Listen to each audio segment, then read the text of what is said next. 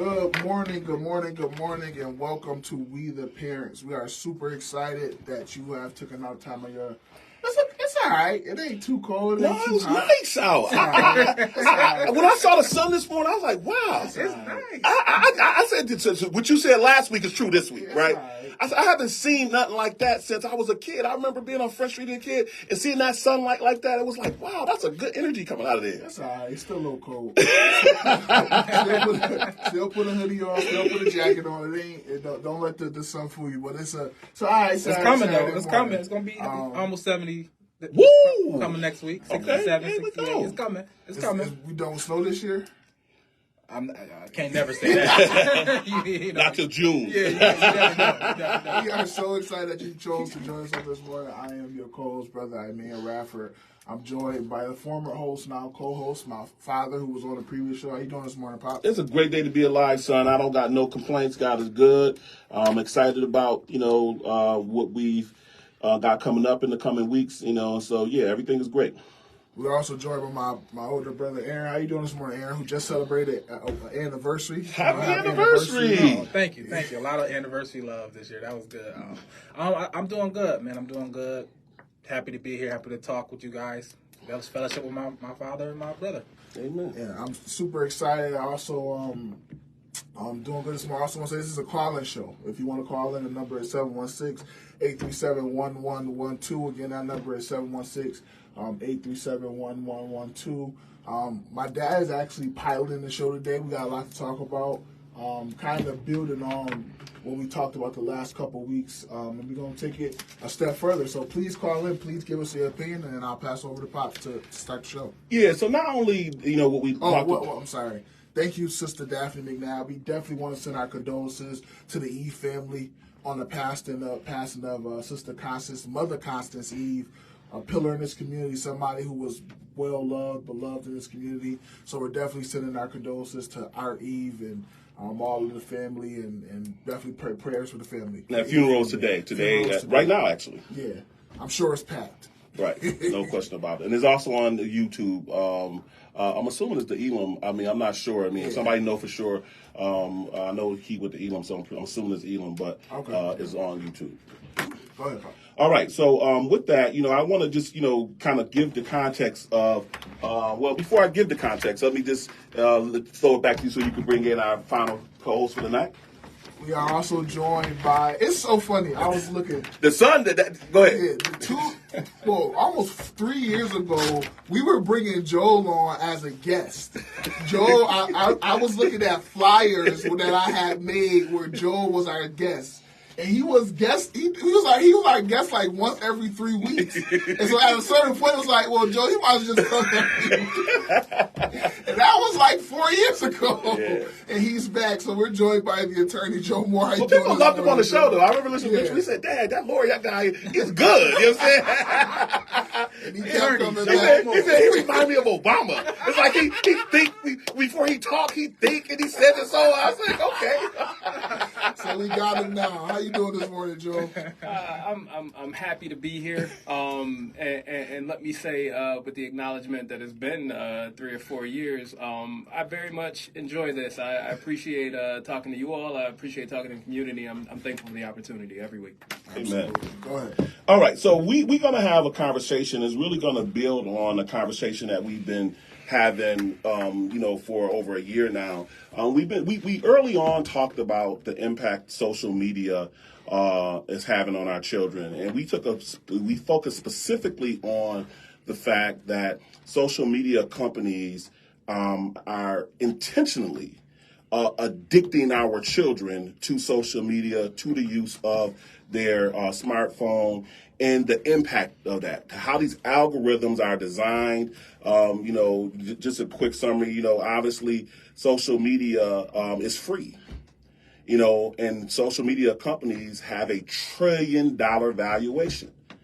So if it's a company that don't produce anything, it don't make a product, how does a company that don't make a product have $1 trillion valuation? Is there a simple answer to that question? Yeah, you the product.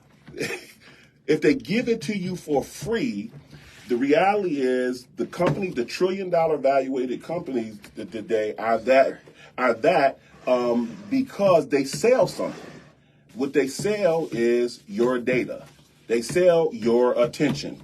And they work for the advertisers. And so what they do is they study you and get you addicted to, study all the things that will cause you to go into an addictive process, to be able to pull you into rabbit holes and to be able to make you beholden to the things that these advertisers are selling. So that addiction concerned us. And so we began to talk about, the impact of this social media addiction.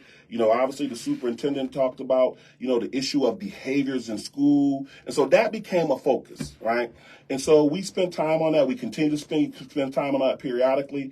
But what we want to do now is we want to look at, for the purposes of our community, remember at We the Parents, our goal is just simply to make the community better than we found it. We want to make sure our kids can read, write, and do math on grade level, graduate college and career ready. So one of the things that is a immediate threat we thought is important to come talk to you about today. The immediate threat is the impact that sports betting is having on youth, having on our young people, right? So to give it some proper context, we're going to give you some of the data, but I want to start off with Joel today just to talk about how we got here based on a 2018 Supreme Court ruling. Because historically, it used to be, that gambling, was illegal. You couldn't gamble. Now now states can decide that. So absent this Supreme Court ruling, so that makes us pertinent to your generation in a way that it wasn't pertinent to our generation. Because in our generation, there were laws to prevent the things that are taking place right now. That changed in 2018. Why did that change in 2018, Joe? So what we've seen, and this is just another one, we're in the First Amendment realm now, you all in particular, freedom of speech. And we've revisited the Constitution with regard to the Second Amendment, right to carry firearms. Some of these things are being reinterpreted, often expanded with a conservative leadership. But traditionally, when you thought about the First Amendment, you thought about it in terms of government's inability to limit what a newspaper theoretically could say, or a media outlet like CBS News or NBC, something like that. This is the context you often heard about the First Amendment in. And you guys remember the limitation, right? You can't go into a movie theater and yell fire, right? These are some of the things that you may have heard in your government classes coming up, in your civics classes. Well, in 2018 or thereabouts, the Supreme Court is confronted with a question of freedom of speech as it concerns advertisers, right? Mm-hmm. And in particular, they're confronted with freedom of speech in the context of sports betting. So what the gambling entities come forward and basically say is, well, we have a right to infuse sports betting, and it should be determined by each state. And again, it's similar to the argument you all have been hearing about abortion over the last few years, right? The state should decide, not the federal government, right? This is a state right. And the Supreme Court hears that argument, and they basically say, well, yeah, I think the state should be able to decide whether sports betting exists or not. And they should be able to decide, because if they decide in favor of sports betting for whatever state you're talking about, it is within the bounds of one's right to freedom of speech. And again, what these advertisers were arguing was we should have a right to put it out there. Now, if you did not allow us to put it out there, you would not be allowing the listener to make a determination about how he or she feels on the subject, right? So I think in this bubble, you've got the Supreme Court interpreting or trying to interpret the Constitution and completely disregarding the practical element of what they're about to do. Yeah. Where do you stop that? Anybody can have, any amount of things can have that argument. Right? Again, good point. One of the things that's actually been interesting in the last couple of weeks, one of the retired Supreme Court justices has come out. You guys, I don't want to get too far afield, but there's this concept of originalism, and what the Supreme Court justices, many of them are arguing, is that we have to interpret the Constitution as it was understood back in 1776, right? The conception of America. What the retired Supreme Court justice is arguing is that's absurd. He's saying there's practical implications to it, and you can't look at something that's 250 years old and try and apply it today, right? It's like fitting a square peg in a round hole, right? Mm-hmm. And I think this is another circumstance where you're saying, okay, when you think about this in absolute terms, right, the actual effect of this, you've now exposed hundreds of millions of people to a potentially economically, disastrous, addictive opportunity. Now, some of you may be saying, yeah, but Vegas was already there. Yeah, but, and I remember, I don't know if you guys may be too young, but I know you will remember, Sam, when I was young, the numbers man would come around in the neighborhood, right? It was a numbers man. If you guys the legal number man, That got you too, dude. I was a child. We know the numbers now. I thought you had to have a Jericho. That story, man. So, jokingly, if you guys remember seeing Harlem Nights, now remember, right? There was a guy with a big bag, and he would come around, and he would collect the policy man. Yeah, right? And what happened, as you saw this gradual thing, and this is often what happens in America, government looks at how money is flowing. Mm-hmm. And government can be persuaded to legalize something as long as government gets its cut. There you go. Well, that's going to be an important part of this later part of this show. That's a really important point. So what happens here is government sees that there's a lot of money flowing, even though it's technically illegal and off the books, right? And they come in and they say, you know what? That's still illegal, but here's what we're going to do. We're going to tie it in, and we're going to actually administer it. New York State Lottery. Right. We the numbers man now. Exactly. We the numbers man. We the numbers man now. So in that same context, you look at a Vegas or something like that, and government effectively has been able, in the aftermath of the Supreme Court ruling, been able to come in and say, we're the numbers man now, right? These different states have said, we're going to come in, we're going to regulate it, and oh, by the way, a large percentage of the proceeds are coming to us. And in the aftermath of that, in something like a New York State, you have literally, I believe the number is in excess of $400 million yes, sir. In tax revenue record that numbers is coming to the state. Yep. Now, if you contrast that, again, if you want to look at what's going on with government, there was an announcement earlier this week that the city of Buffalo may be considering raising taxes, right? Mm-hmm. Government is often looking for more revenue sources. On a state level, that same type of thing happens, right? There was debate, as a matter of fact, the state government, New York State government, is late on their budget, right? They have a constitutional date by which they're supposed to have their budget done. April 1st. They've missed that the last couple of years, and there's debate now, and most likely they're going to pass this thing in May. But the point is, the debates comes a function of a lack of funds. And so when you go to New York State and you say, well, here's a new source, $400 million. And then not only do you say here it is, they get a taste of it, right? They get to and it's multiple bites at the apple because they get licensing money, they get the tax revenue money. I mean, it's money coming hand over foot, and then in New York State they saying is the mecca, for sports betting. So it's making more money than all the other states combined in some cases. Mm-hmm. And so you get that, and now just like someone addicted to a drug, ironically in this case, right? Just like someone addicted to a drug, it's hard to wean them off of it, right? So now they've got that money flowing, and it's been allocated. And so for the anti-gambler that comes back and says, I have a moral issue with this, I have a practical issue with this, when people are getting addicted, et cetera, the government responds, and the gambling associations respond, well, we'll take some of this money and we'll set up, we'll set up clinics and things of that nature. Give the money to education and other good things. When they're the source of it, right? Yeah, we'll make you feel good about it. The only other thing I want to say about that is it's interesting, and I believe I read this, and you guys correct me if I'm wrong. Texas and California have not signed on to gambling yet. Nope. These are our two largest states, folks. That's right. California did? No legalized that. Texas, California, Alabama, Georgia. I say that to say this thing get a lot worse. It's bad, but it could get a lot worse. No, it's going to. Ain't no ifs, ands, or buts about that. You know what I'm saying? No, it's terrible now. Yeah. To just hear the money, when you just hear the money, when you're gonna talk about the money, you know, oh, it's beyond addiction. It's in the heart of it. You know what I mean? So before we get into my particular interest is impact on young people, right? And I'm talking about kids, children, high school, 18 and under, right? But before we get into that, let's just kind of, get y'all perspective. Sports gambling was not part of my generation. You know what I'm saying? It just was not you could not legally gamble on sports. Matter of fact, I was when I was doing my research, I was looking at an interview that Roger Goodell did in 2012, and he said, gambling has the potential to destroy football. You know what I'm saying?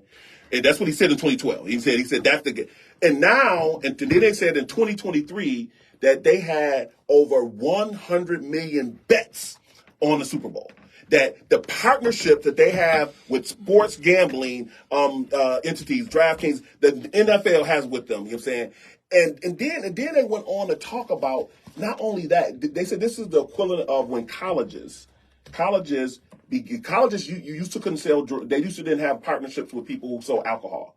But because, it became lucrative for the college sports became so popular that they now start having partnerships with people that sell alcohol. Colleges have partnerships with sports gambling now. That used to be taboo. You didn't have that on the college campus. You know what I'm saying? Wow. But so in our generation, none of that was going on. So y'all generation, y'all looking at just talk to me in general. What y'all understand about sports betting is it more common, less common? So the average person who may be in our generation who don't even know what we talk about, what do we talk about when we talk about sports gambling? What does that look like in the modern day, DraftKings and whatever? People gamble like they brush their teeth. Like it's gotten to the place where like I have friends who do props every day. What's a prop? A prop is like over-unders. Like someday you can do it on DraftKings. You can do it. The big one right now is the picks. What's the picks one?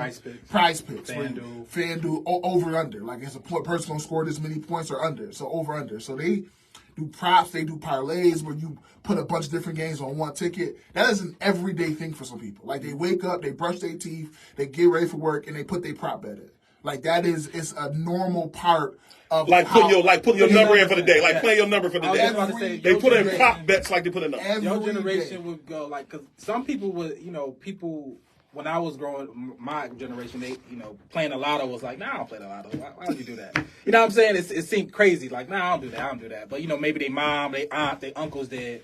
But right now, their thing is they're gonna put in the bet. They're gonna put in their sheet. They're gonna put in they parlays. You say that's their normal thing every day. Every day, $50 that people make these $50 on the lottery ticket. They're gonna spend that $100 every day on prize picks on FanDuel on DraftKings. It's normal. It's just. And it's interesting because when I was looking at this, I was looking at the odds on the parlay are like terrible. You know what I'm saying? Well, that's the point. The point is to do crazy parlays to get as much money as you can. It's so crazy and so pervasive because, right, a prize picks, they would give you one, Patrick Mahomes throw over or under 1 yard. Patrick Mahomes, right? This is one they're going to give you. They're going to give you one. So, boom, they give you that one, and then you all you got to do is get 3 more to get 100 extra money. So, I mean, if you think everybody who watch football think they know football and think they can predict it, obviously. Mm-hmm. So, they do it. You know what I mean? So, yeah, one of the things when I was looking up, they were saying that young people don't feel like this is like the same as lottery. This is not like a game of chance. This is not like dice. This is like cards. It's not a game of chance. Mm-hmm. They feel like this is, because they know football, they know the sport, that this is actually a skill. That they actually, what they know gives them a better chance. They have no idea of the science that has to guarantee that the odds are against them. That has to guarantee they're going to lose more than they win. It's not possible to do that if they win more than they lose. It's actually interesting you should say that because that comment requires you to think at a 30,000 foot level, right? That requires you to understand the system. But we talk about with our young people all the time. Their interpretation of the world seems to be immediately, right now, them and only them, right? So in that world, in that bubble, it makes sense. But when you think about a casino, Casino 101 is the odds have to be in favor of the house in totality, right? Because they have to make money, right? The Tropicana, which I don't know if you guys are familiar with in Vegas, but it actually is going to be imploded in a couple of months. But it's closing to put the A's baseball stadium in. Right? Okay. But the Tropicana has been around since the 50s. Right. This is a business that was one of the earliest casinos on the Strip in Vegas, and it's just now, making way 70 years later. How does a business last that long? Yeah, it's a good business model. Make money. Yeah, so we got a call hanging on. Caller, are you there? Yeah, I am here. This is Justin Doyle. How y'all doing? What's Good up, on, bro, What's up, Justin. Coach Doyle? Hey, it's funny because Sam just brought up and he asked y'all a question, and I'm on the age where I seen what Sam was talking about when there was that was taboo. There wasn't no Exactly. alcohol on college campus and things of that nature. There wasn't no betting on the games or anything like that. It wasn't even no betting in New York State. Period. So, I'm growing up like, okay, wow, I just want to go to Vegas one day in my life and just be able to place a bet. Now, but now it seems like it's not about the game no more. Like the Super Bowl is not even about teams or nothing like that. It's the business of the game. And they always, and what really bothers me is they talk about how much these athletes are making, but they never talk about what the owners make. Woo! That the owners take in. You never hear their salaries. They say, hey, you know what, Diggs, they upset because he went and got a $4 million raise and he guaranteed and it was all about him, but they never talk about if the owners is paying these players hundreds and hundreds of millions of dollars, the owners is eating off their jerseys, off the bets, like they just now said, it's billions of dollars that change hands on the Super Bowl. And as a matter of fact, in real time right now, Connecticut play tonight. That's right. I'm literally on my way to place me a bet at the casino and take UConn. And they talked about the parlays. You can put $100 on a 5-team parlay, and depending on the odds, you can take the bet. So if you can take the points and not take the points, it's easy to just pick a team that win. You pick your 5 teams, put your $100 on there, take your home $700 that day. So they make these things just like they dangle a carrot in front of a rabbit. But that's the time that we living in now. But it seems to me, as long as they're able to tax these things and found a way to tax it, it's like they was able to tax weed now and all those things and all these things that they can tax. And now they found a way to tax gambling and all those things. I get a statement for gambling every year now. So it's so much big business that they don't talk about. But I just wanted to put that on the table for y'all. Coach. I appreciate the conversation. Y'all have a great Coach, day. before you hang up, let me ask you a question. Yes, sir. This is Joel. So I'm watching UConn and Iowa last night. Great game, by the way. Yeah. Great game. Right? Bad call at the very end. And- Coach was mad about the game. They was mad about the call. And this is what I was going to ask you, as someone who will occasionally bet on a game. How do you feel? And Sam just talked about it. The variables that come into play, where you're saying, "Oh, I know the game. I know all about football. I know about basketball. I can invest in a wise way. This is not just random gambling."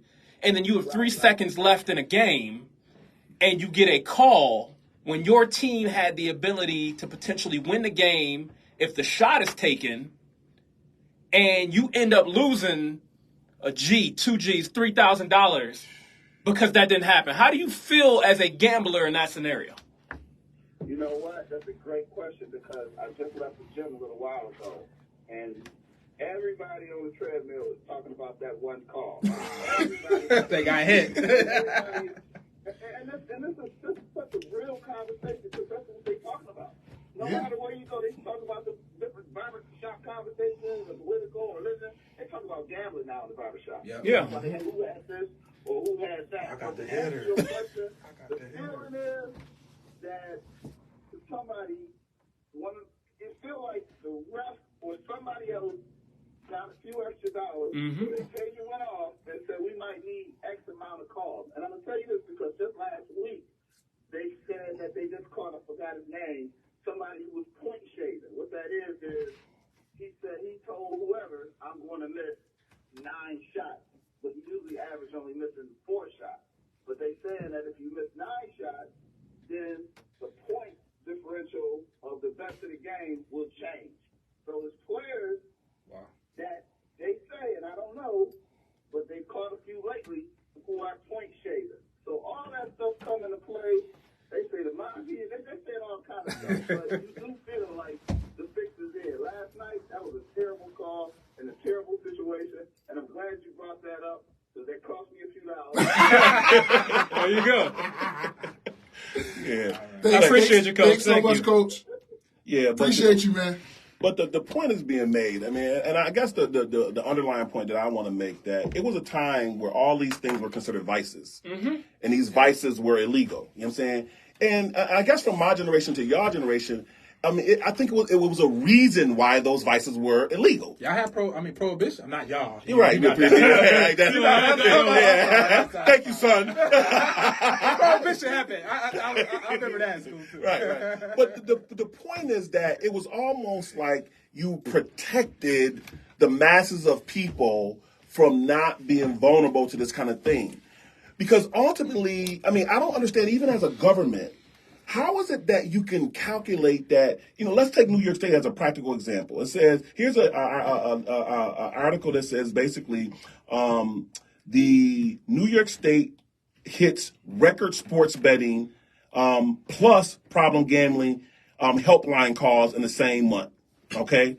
So state-by-state numbers from September are regarding mobile sports betting across the USA, and New York is headlining the show. So New York is the number one in mobile sports betting. Mobile sports betting in New York reached a record 165.6 million in September. Meanwhile, the New York State Comptroller's Office reported a record increase in helpline calls regarding gambling addiction in the same month. So here it is, we making this money as a government. You know what I'm saying? More and more people are participating, but you also are affecting the quality of life of your citizens. Calculated risk? Well, no. That's how they're going to explain it. I hope I'm referencing the right movie, but I'm going back to one of the Godfathers. And I recall when they were talking about business, and they said, listen, first, we're apprehensive about pushing drugs, but understand if we're going to push drugs, where we can push it. That's right. We don't push it amongst the Italians. We push it amongst the blacks and the other ones that are not us. Yeah. And my point to this is, in America, we've very much reached a spot, and I don't even know if I'm going to say reach, because that suggests that we've traveled. Maybe we were always in this place, right? We've always been a group that, even though we all live in the same country and theoretically under the same laws, there is us and there's them in here.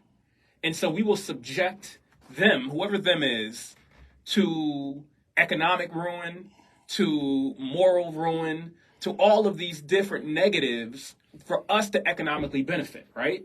There is no cohesive perspective of who Americans are. Thus, your government and the individuals who influence your government will often make decisions that are have negative implications on them, right? Those other citizens, as long as we benefit from it. Go ahead, bro.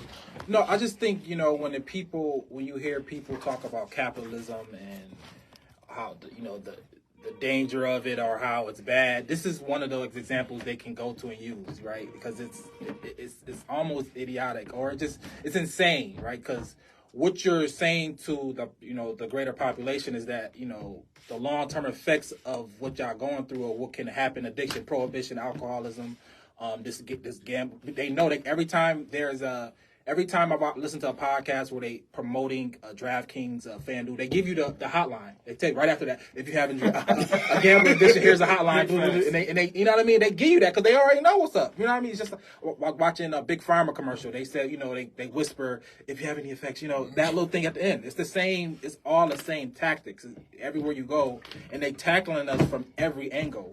Health, emotional, because we tied to sports. We all played sports when we were younger. We got this emotional tie to it. And they're they dangling the carrot saying, hey, you can be a part of it. You can seem like you're a part of the game because you can win it or losing money to it. So now it's another level to it. So it's really pervasive. Everywhere you look, talking to my generation, because it's my kids, they being born in this. Mm-hmm. It's like, what am I going to do to, be set apart from this? Because this is the norm, right? Because even you go to the video games. I know I'm getting deep. I'm gonna let Motor talk, but the video games, kids starting to pay for everything on the video game. Anything on Fortnite, you used to buy the game and then everything you can earn. If you play long enough, you can earn everything. No, in order to get stuff on Fortnite, 2K, Roblox, all these games that the kids are playing now, you have to spend money on it. So now it's monetized. It's monetized. We got them addicted.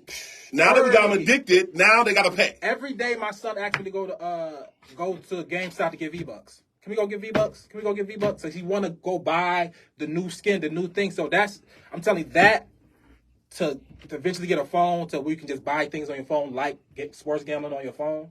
I mean, it's already, I can see it. The play is already here. It's not, you got to do something now or before your kid even get something where he's being monetized, wanting to spend money on everything he sees. So you say you guys try to stop your child from getting addicted in an environment where everything is trying to addict them. Every single thing that's not something you're teaching them, maybe from something educational, is addictive. Everything. Advertising all the way. YouTube, everything they watch. Everything.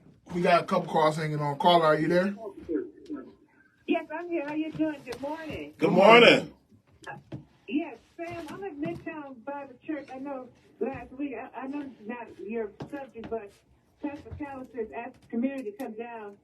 Ask the community to come down. Ask the community to come down to Midtown Bible Church. They have a demonstration. As you know, there's a business next door that has co-op their parking lot, and they're telling them how many space they can have when the church owns the parking lot. So last week there was a great rally here. We got Pat Bozeman here today, and the pastor and his congregation asking me to have the community come on down to the church. The Pastor Callis is here, so I'm going to make sure that we help this church do all we can to make sure that they get the help and support that they need. Amen. We went down there last week. After the show, and so we asking all of our listeners, if you got some time, go down to, what's the address, Mother Betty? The address is 1722 Main Street at Northland, right across the street from U-Haul Center, right across the street from Lincoln Memorial Church. Yeah. On Northland and Main. So Main and Northland, 1 block up from East Ferry and Main, right there in front of Midtime Bible Chapel. That's where people are rallying at. So if you got time, you can go there now. And the rally go till what time? The rally goes to about 11:30 or 12 because they have food down here too. They have hot dogs and refreshments. So they can come down and rally, help support this church, and then they can leave. I mean, they can go right next to the church and have hot dogs and everything else. So at least until 11:30. All right. And then if you want to see what's going on, you can go to Betty Jean Grant on Facebook Live. She's broadcasting Facebook Live, I'm sure. And you can get more information about the details of what's happening. But they're basically being imposed upon in a really unfair way. We talked about it a little bit last week. Bishop Badger talked about it last week. But if you can, go down and support that. We asking our listeners too. Sam, we appreciate you and what you're doing because the church really needs our support. It's a small church that has a big heart, and they need a community support to come down and show them that they can't take our stuff away from us. They cannot tell us what to do and where to park in our own parking lot. Yeah, we talked a little bit about on the last show, and we encouraging people to stay with this protest until we actually change something. Absolutely, and you the man can do it. Amen. Keep going, Sam. All right, keep going. Keep up the good work, Mother Betty. Thank you so much, Mother Betty. We appreciate it. We got another caller hanging on. Caller, are you there? Yeah, good day, gentlemen. Good day, sir. My question in terms of the lotto, how has it benefited or impacted education, which is why they sold it, how they sold it in the first place? Wow. How has the lottery system benefited or impacted education? I would make the argument that it hasn't. Thanks, Barbara. I would make the argument, in other words, the argument was that we're going to take we're going to take some of the proceeds from the lottery and we are going to put more money in education. And they did that.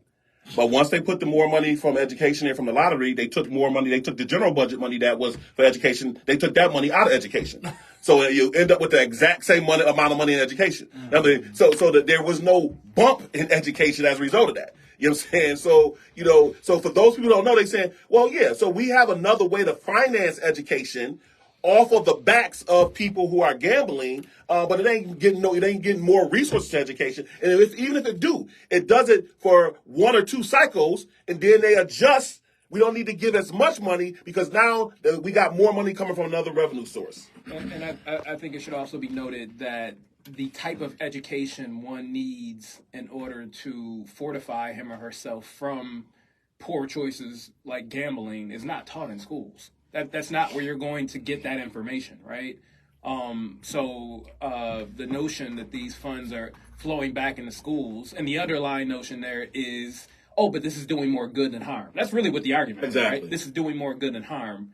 That's questionable. Well, so I would actually make this argument. I would actually make this argument. It really concerns me because I think when you don't have children who can read, write, and do math on grade level, who are taught how to think versus what to think, you ultimately make them vulnerable to be exploited. Because, I mean, think about this. I don't understand how people can't figure this out. You know what I'm saying? When it's all said and done, if I'm getting more and more money from gambling, where's that money coming from?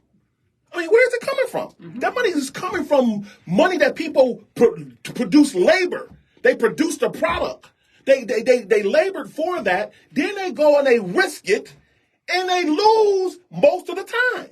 So I'm actually taking somebody who has labored to make $1,000 in a week. They ain't making no real money. They make $1,000 a week, and then they're going to spend $300 and $400 of it on a gamble that they lose most of the time. So as a state, I got more money. But as a family, I'm destroying the fabric of my community. Yeah, but what's going to happen because of that is that, some of Joe said earlier, the things that people bet on is now going to become the subject of, I can't keep losing money to doing this. So either I'm going to stop betting or I'm going to attack the integrity of the game. And if you listen to athletes right now, basketball players, because that's what they're playing, they're saying that they don't get yelled at about playing bad no more. They get yelled at about messing up somebody's parlay, messing up somebody's bet. Like, that's what they get yelled at. And what happens when you attack the integrity of a game is the game loses credibility. You can't bet on wrestling. Why can't you bet on wrestling? Because it's not real. You know who's going to win from the beginning. But if we keep down this track, people are going to get to the point where refs, players, all of that stuff, they're going to come to work, start work together because it's so much money. And once you lose the integrity of a game, it's hard to get it back. You can't bet on wrestling. I didn't realize that's an interesting point. Well, they know the plot, but you don't. So you could. Not legally, but yeah. But here's and if you do bet on wrestling, that's an addiction problem. I'm pretty sure you can bet on wrestling. I'm not even like again. Funny. Like, you need I'm help. pretty sure people, hardcore wrestling fans, bet because you don't know the storyline, right? You don't know how it turns out. But here's one interesting element, and I was wondering whether Coach was going to get into this. And you see this actually in soccer sometimes internationally. When you start betting big money on this stuff, a call like last night doesn't just become a bad call. No, it becomes death threats for that. That becomes, me and my family aren't eating this week. Yeah. Because the money we were going to use to eat this week, Dad put on the game, and he lost it. Yep. So now, and it's completely unjustified, but now a bad call becomes a life-altering potential thing. Or a missed shot becomes, right? Or a hard foul that hurts someone. All of those things, and this hyper-aggressive road rage atmosphere that we have, how does that person with a loose screw respond? That's the problem. Yeah.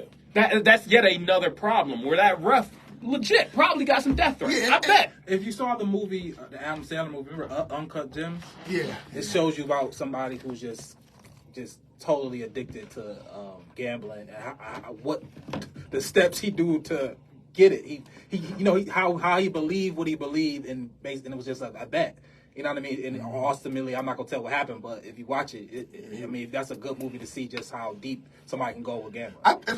It's so interesting you bring that up, Joe, because I want to zag a little bit, right? So I thought it was a good call last night. I had no problem with the call, right? Like, I had no problem with the call. I thought it was a moving screen. I thought if you watched it in slow motion, the girl lunch, whatever. But because of the betting, because of the business on it, there's no room for discussion on that. It's a bad call because most of the people lost money on it. And so now it ain't a discussion on sports about whether that's a good or bad call or the timing of the call. What we usually will talk about is we'll talk about well, the time now is so many people lost so much money because all the people was betting on UConn because It's UConn. They think they can take out Caitlin Clark. It's Gino. She never beat so UConn. much money was lost on that call that it's not even about whether it was a good or bad call no more. It's about the ref.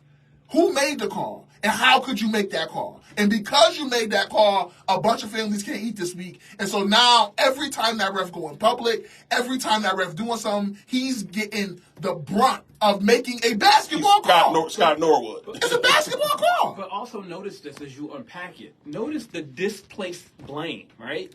The fault isn't in the person that put up money in a variable situation where they could potentially lose it. Nope. The fault becomes the individual who made the bad call. No, the fault is in the individual who put that money down and lost it. That's whose fault Because it is. now they become one of the people that out of a record number of people who's calling the hotline saying, I need help, right? help. But here's the point. They say a record number of people calling the hotline. But listen, everybody don't call a hotline. I would dare to say the majority of people don't call a hotline. You know what I'm saying? You know, level you got to be on a call a hotline and say, listen, this is out of control. I need help. Somebody come stop me. You know what I'm saying? The average person trying to figure out, okay, how I get a little bit more so I can go try this again and try to work my way out of it. I know, That's and addiction. like some of my friends, they had to sign their way out of a casino, right? That because if you're so bad, you just got to sign yourself out. What does that mean? I don't know what you mean. Why would you have to sign? If you go and tell them you don't let me on this premises and you sign that, you cannot go in that casino no more. Interesting. Why would you do that? Because you addicted and you losing too much money.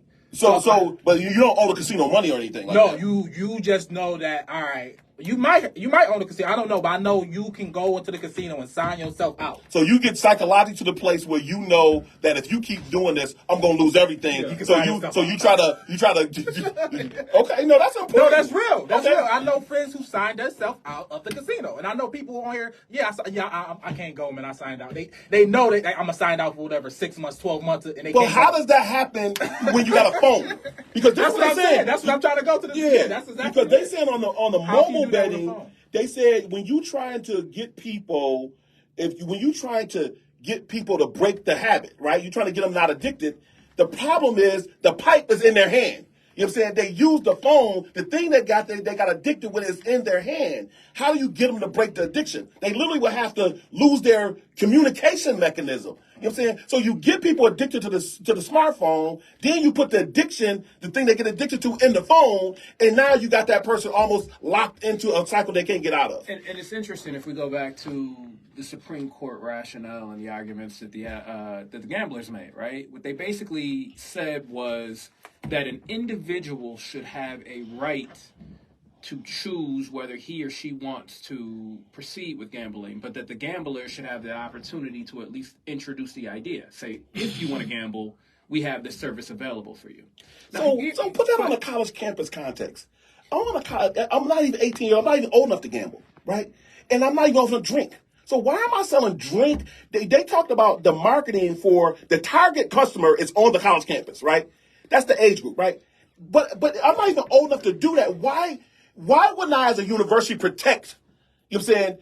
Why would I partner with a gambling company and an alcohol company on a college campus? And I agree, but I don't think you just limit it to the college students. The reality of the situation, and this is where the arrogance, I think, of humanity comes into play.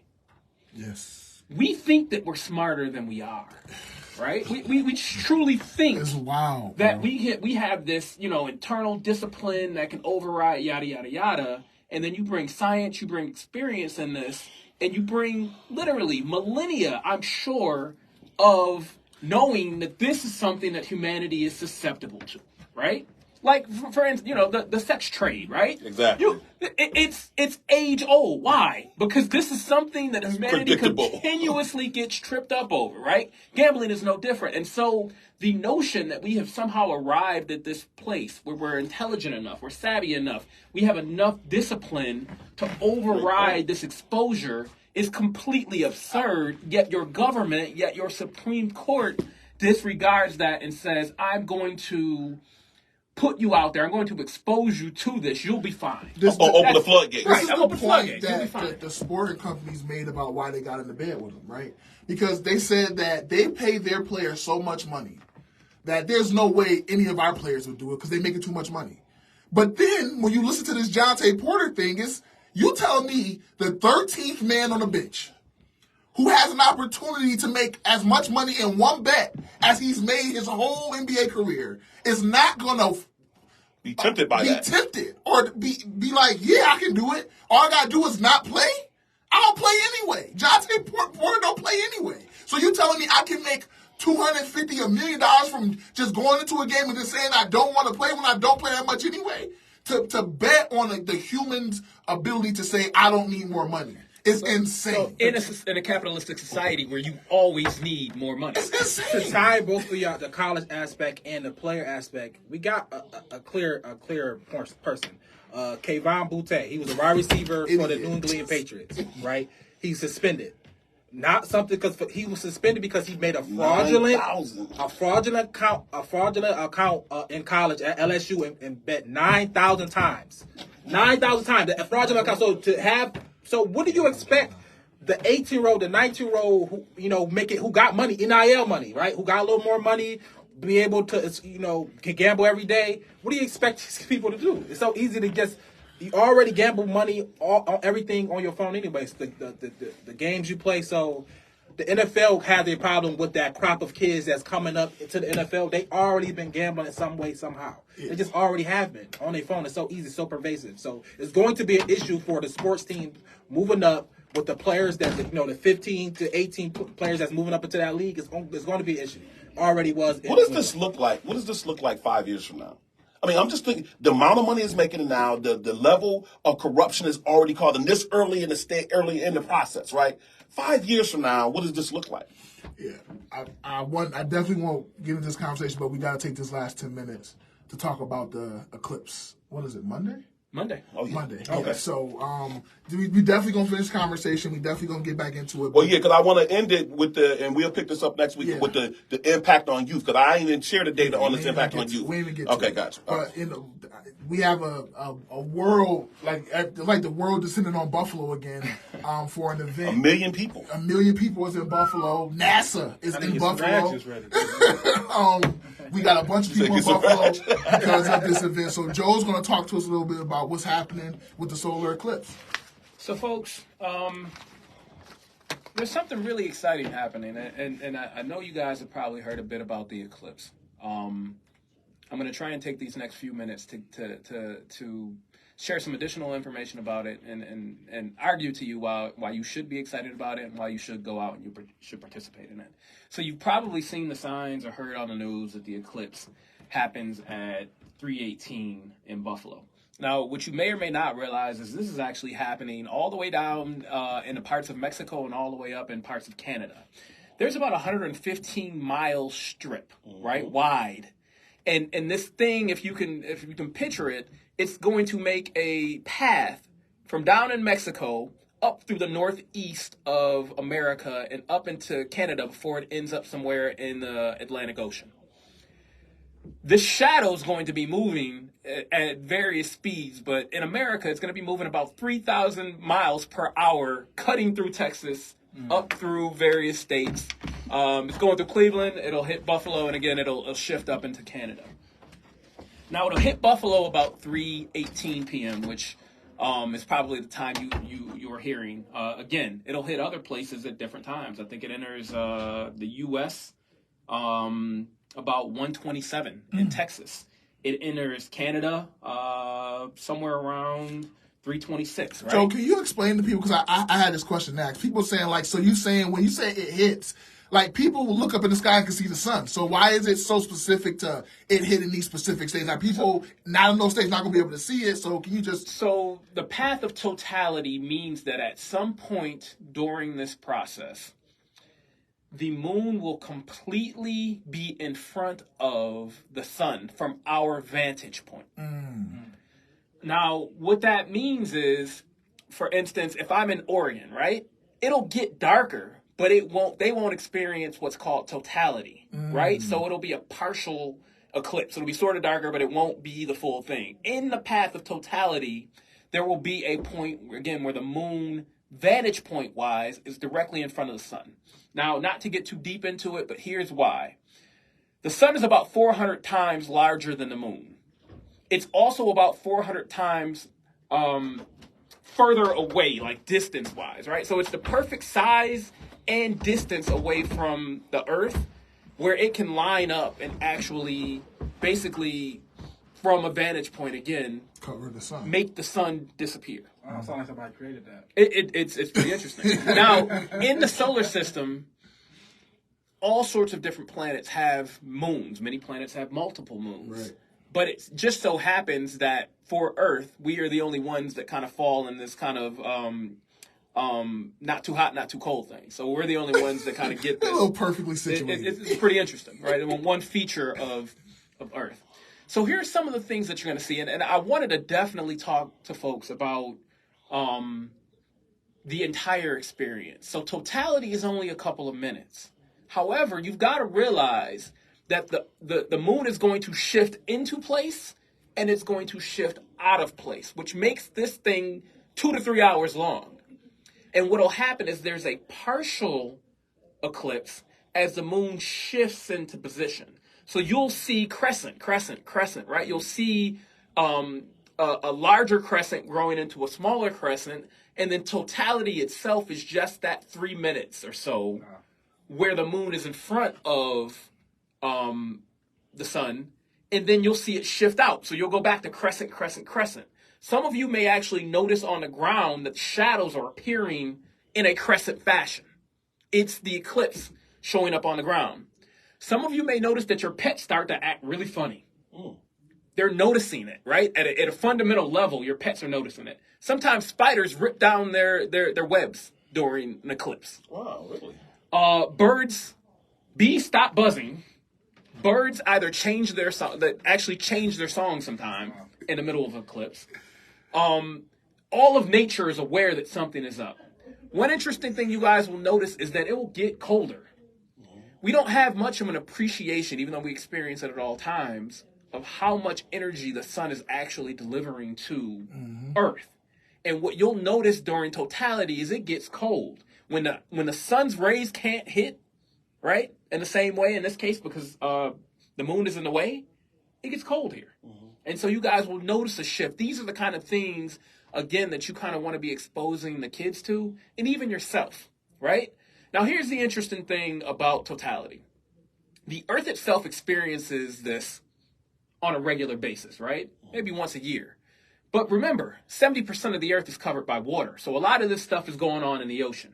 You're not in position to actually see it, whereas it just so happens that Buffalo and some other places are in position to see it, as we were in 2017, right? It's very rare. We won't be in a position physically here, I believe, until 44, right? But there will be total eclipses, right, in other places. So you can travel. Portugal is one, I think, that I may stumble upon in a couple of years. I might make a trip over there, right? There are other types of eclipses that actually happen. Some of you may have seen the Ring of Fire, right? So sometimes when the moon is in the perfect position, you'll actually see a ring of fire around it, which is what the Earth or the sun is still projecting at that point. That's an annular eclipse. That's not what we're going to get this time, right? In terms of safety, inside this entire 2 to 3 hour period, there's only about 2 to 3 minutes where it is safe to look at the sun. As a general principle, never look at the sun. Not only will it mess your eyes up, right, or could very well mess your eyes up, your retina does not have pain receptors. So your eye won't register that it's being jacked up. But it will be jacked up, right? Don't look at the sun. The only time is during totality. When that moon is directly in front of the sun, you can take your glasses off.